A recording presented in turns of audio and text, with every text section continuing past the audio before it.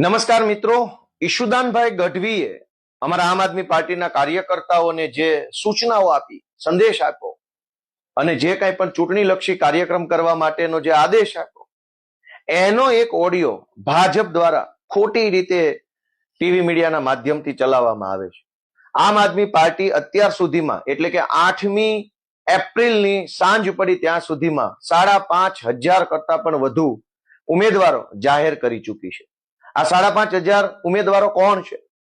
કોઈ સામાન્ય પરિવારમાંથી આવતો ખેડૂતનો દીકરો છે, કોઈ એન્જિનિયર છે, કોઈ ડોક્ટર છે, કોઈ સીએ છે, કોઈ વકીલ છે, કોઈ સરકારી નોકરી છોડીને આવેલા વ્યક્તિઓ છે, કોઈ ફાર્માસિસ્ટ છે, કોઈ કઈ છે, કોઈ કઈ છે, ભણેલ ગણેલ સારા પરિવારમાંથી આવતા ઉત્સાહી યુવાનો છે.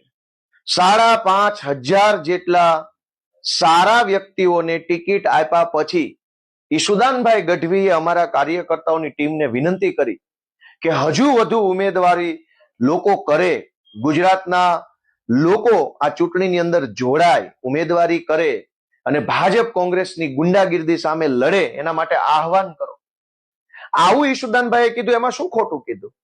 હું કહું છું કે જાઓ ગુજરાતની જનતાના પગ પકડો અને એમને રિક્વેસ્ટ કરો કે આમ આદમી પાર્ટીમાંથી ચૂંટણી લડે. હું બીજી વાર કહું છું, એમાં કોઈને ભાજપ વાળાના પેટમાં તેલ રેડાતું હોય તો તેલની જગ્યાએ કેરોસીન રેડાય, અમને કઈ ફરક પડતો નથી. ગુજરાતમાં ભાજપ અને કોંગ્રેસ કેવા લોકોને ચૂંટણીમાં ઉભા કરે છે કે જેણે જ્ઞાતિ જ્ઞાતિ વચ્ચે ઝઘડા કરાવ્યા હોય, જેણે ગામ ગામની વચ્ચે ઝઘડા કરાવ્યા હોય, જેણે લોકોની વચ્ચે મતભેદ ઉભા કર્યા હોય, જેણે ખૂબ ભ્રષ્ટાચાર કર્યો હોય, જેણે અનેક પ્રકારના કાવા દાવા કૂટનીતિઓ કરી હોય, લોકોને લૂંટી લીધા હોય, સરકારી કામોમાંથી પૈસા કમાયા હોય, એવા જે કાંઈ પણ લોકો છે એને જ ભાજપ અને કોંગ્રેસ ટિકિટ આપે છે. અમારા ઈશુદાનભાઈએ વિનંતી કરી કે જે સારા વ્યક્તિઓ છે, સજ્જન વ્યક્તિઓ છે, સામાન્ય પરિવારમાંથી આવતા વ્યક્તિઓ છે, એના પગ પકડો, એને રિક્વેસ્ટ કરો કે તમારા જેવા સારા વ્યક્તિઓ જ્યાં સુધી રાજનીતિમાં નહીં આવે ત્યાં સુધી રાજનીતિ નહીં બદલાય. તો સારા માણસના પગ પકડવામાં ખોટું નથી. હું ત્રીજી વખત બોલું છું આ વિડીયોમાં કે ગુજરાતની તમામ જનતાના પગ પકડીને હાથ જોડીને વિનંતી કરીએ છીએ કે જ્યાં સુધી ગુજરાતનો એક એક નાગરિક બહાર નહીં આવે, એક એક નાગરિક આ ચૂંટણી પ્રક્રિયામાં જોડાશે નહીં, એક એક વ્યક્તિ સામે ચાલીને ભાજપ કોંગ્રેસનો ડર નહીં છોડે, ત્યાં સુધી ગુજરાતની વ્યવસ્થા નહીં બદલાય.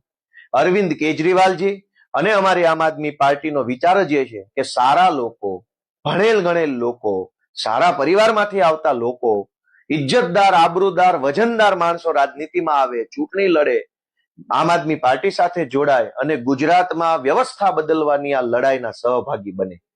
અમારા ઈશુદાનભાઈ ગઢવીએ જો એમ કીધું કે જાઓ પગ પકડો, તો વડીલોના, જનતાના પગ પકડવા એમાં ખરાબ શું છે?